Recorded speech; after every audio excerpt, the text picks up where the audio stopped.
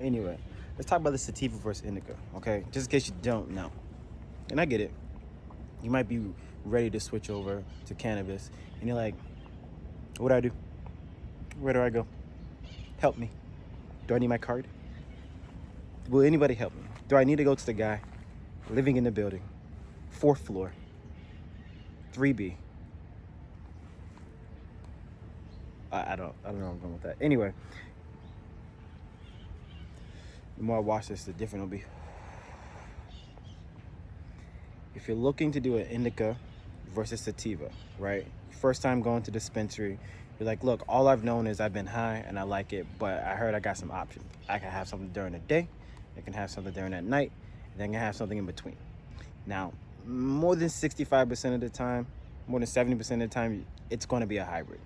There's not a lot of specific strains that are 100% sativa or 100% indica. Now the reason for that is because throughout the years and everyone trying to build the best bud, there's just been a lot of just cross strainage, cross genetics.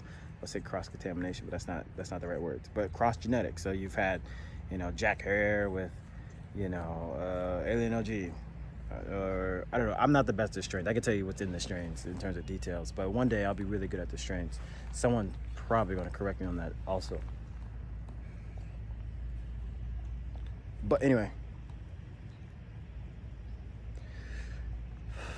you go in, you say, hey, I want a sativa. Okay, there's a couple like anything. There's levels to your sativa. You can have something like a little bit of like a spazzy sativa, meaning like when you drink coffee or pre-workout and you get a little bit of the jitters, you get something like that. If you don't want that, you want to tell them you do not want anything high in limonene or apinine, okay?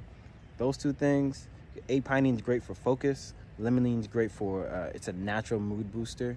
If you think of lemons, citrus, just citrus in general, that's for the most part going to be the terpene limonene. And it's not specific to cannabis. It's literally in lemons and anything with citrus in it, right? If you actually just like scratched something with citrus in it and like that smell that comes up into the air is the terpene limonene, or the scent is limonene, right?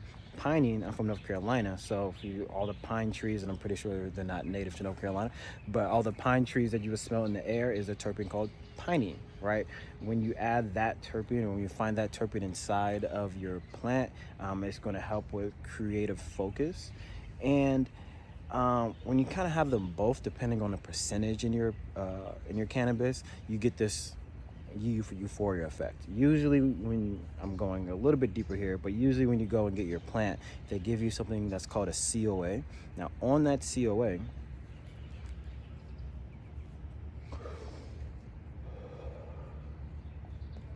my arm is getting tired.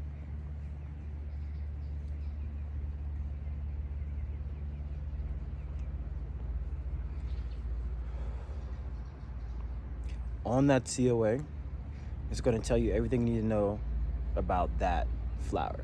Very important to do. But let's take it back. You go into a dispensary. You say, I just want to be high. Okay? They're like, how do you want to be high?